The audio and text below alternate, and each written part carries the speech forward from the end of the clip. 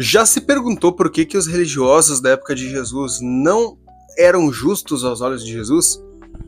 Vem comigo que eu quero falar contigo rapidão. Yeah. Yeah. Saudações cristocêntricas, meu nome é Caleb Vargas, você está no Cretinho Básico, esse canal de crentes que não surpreende ninguém com sua teologia, mas a gente sabe falar rápido que nem o Eminem. Foi. Está na casa da Dona Florinda e vou trazer tudo pra fora. A Dona Florinda vai me dar 1000 cruzeiros de gorjeta com dinheiro da gorjeta advogada. Dona Florinda, eu vou comprar um pirulito lá na venda. O que acontece? Gente, lembra que Jesus chegou nessa terra, viveu 30 anos, daí mais 3 anos e meio de ministério, e tinha uns caras muito religiosos, entre eles os saduceus, fariseus, escribas, mestres da lei, e esses caras, eles não são chamados de justos por Jesus, apesar de Paulo dar testemunho de si mesmo, de que ele era um fariseu de fariseus, quanto à lei irrepreensível, quanto ao zelo perseguidor da igreja. Se esses caras eram, quanto à lei, irrepreensíveis, por que Jesus não defendia eles? Por que Jesus não chamava esses caras de justos? Por que esses caras não identificaram Jesus nas escrituras? Por que Jesus teve que ensinar para eles detalhes mínimos da lei se esses caras eram irrepreensíveis? Eu quero que você leia comigo o que está no capítulo 4 de Oséias. Olha só. Israelitas, ouçam a palavra do Senhor, porque o Senhor tem uma acusação contra vocês que vivem nessa terra. A fidelidade e o amor desapareceram desta terra, como também o conhecimento de Deus. Só que seguindo um pouco mais à frente, no verso 6, diz o seguinte: o meu povo foi destruído por falta de conhecimento. Que conhecimento é esse? Conhecimento de geopolítica? Conhecimento de história, da arte? Não. O mesmo conhecimento citado lá no verso 1, conhecimento de Deus. Uma vez que vocês rejeitaram o conhecimento, eu também os rejeito, como meus sacerdotes. Uma vez que vocês ignoraram a lei de Deus, eu também ignorarei os seus filhos. E por que eu quero enfatizar isso? Porque imagina o seguinte, lembra daquela cena que Jesus está caminhando com os discípulos, eles estão com fome, e é sábado, eles começam a debulhar espigas de trigo, eles começam a comer. Daí os fariseus vêm e dizem: por que teus caras aí, teus discípulos comem e trabalham no sábado se é proibido? Por que eles fazem o que é proibido no sábado? E Jesus, inclusive, nessa mesma cena, ele cura um cara no sábado e os caras ficam brabos com ele.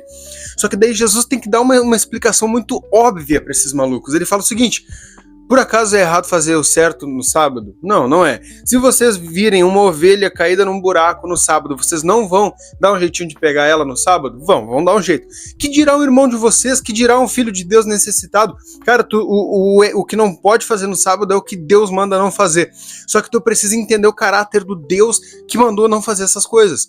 Por que precisa? Imagina o seguinte: eu tenho meu filho ali, o Christopher, tá? Ele tá com 3 mesinhos, mas vamos dizer que ele já tá maiorzinho e eu crio uma regra.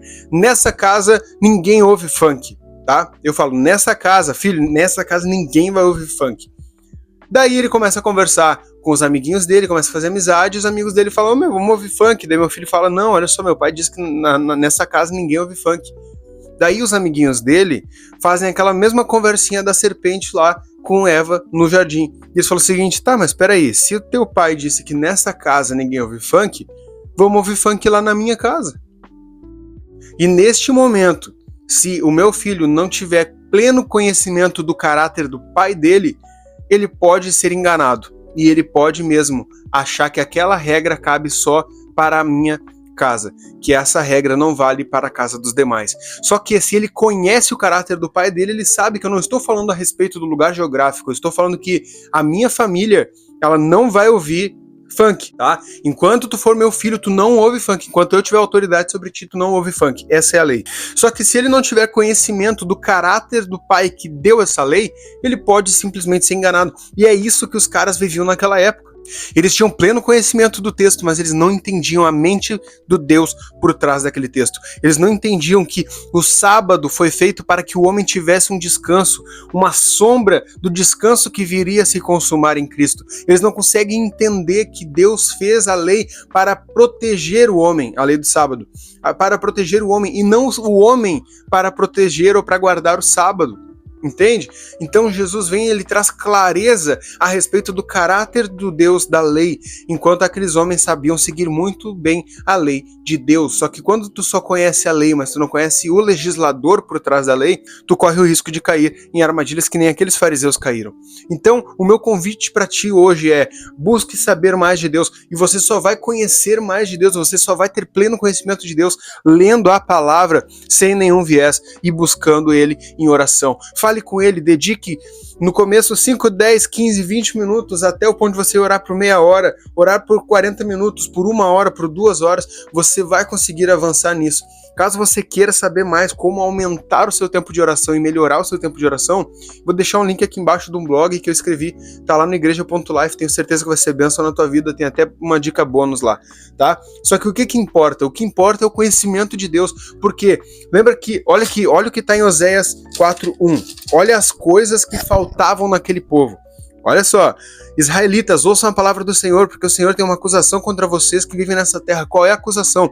A fidelidade e o amor desapareceram, como também o conhecimento de Deus. A fidelidade e o amor. Não faltava fidelidade lá nos religiosos na época de Jesus, eles eram fiéis ao texto. Mas faltava amor.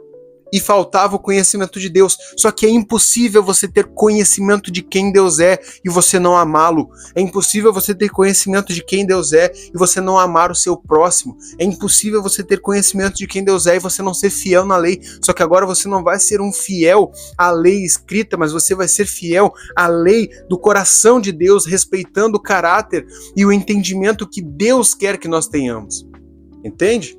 Então, espero que tenha sido bênção na tua vida. Compartilhe esse vídeo com quem você puder. Curte e comenta aqui embaixo para ajudar esse vídeo a chegar a mais pessoas e ajudar esse canal a crescer, porque agora tem vídeo todo dia, não sei se tu percebeu, mas todo dia tem vídeo, pode conferir. E também corre lá no igreja.life, ajuda aquele projeto a crescer também, vai ser bênção, e lê a Bíblia e faça oração se quiser crescer, tá bom? Forte abraço, tchau!